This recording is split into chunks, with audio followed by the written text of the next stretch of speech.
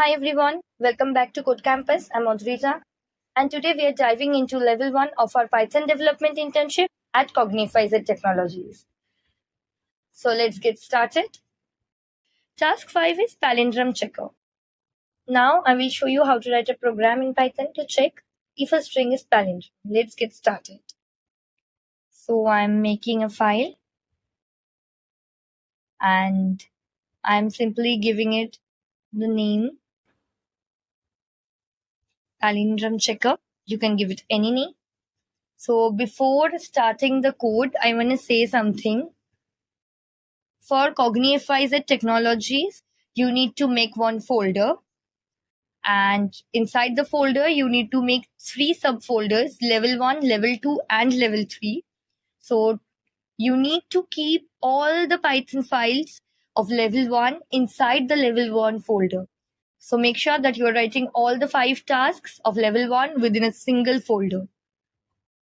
Now let's just start the code. First, we'll define a function that checks the string is palindrome or not. This function takes a string s as input and checks if it is equal to its reverse. The expression s ::( -1 reverses the string. This I have already explained in task 1. If you don't understand, just go again, see the task 1, you will understand it.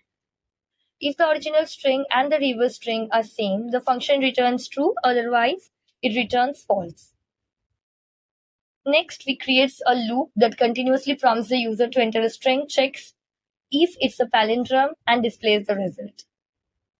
We start the while loop to continuously run our program until the user decides to exit. Inside the loop, this line prompts the user to enter a string.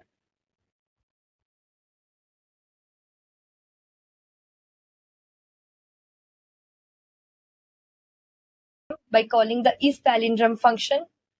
If the string is palindrome, it prints a message saying that the string is palindrome. Otherwise, it prints a message saying the string is not palindrome.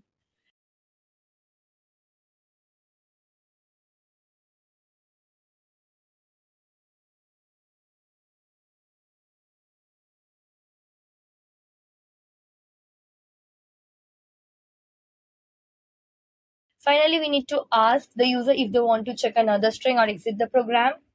So let's just add that part. I have explained it already in the previous 4 tasks. If you have understood it, just skip the part. This line prompts the user to decide if they want to check another string. The strip method removes any leading or trailing white space. The lower converts the input to lowercase. This makes the program flexible.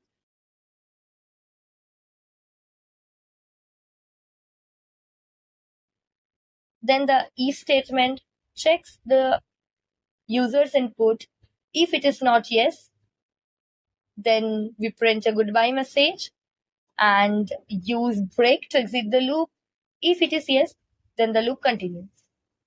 So we have built a simple palindrome checker in Python. Let's run the complete code and just see the outputs. At first, I'm giving dad. So dad is palindrome because if you reverse that, the word is still dad.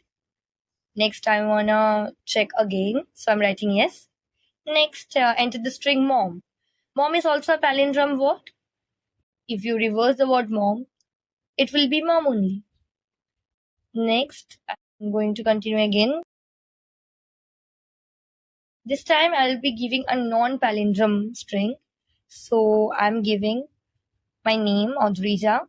And yeah, here it is showing that it is not palindrome. Because if you reverse my name, it will not be the same. So I don't need to check anymore. So I'm writing no.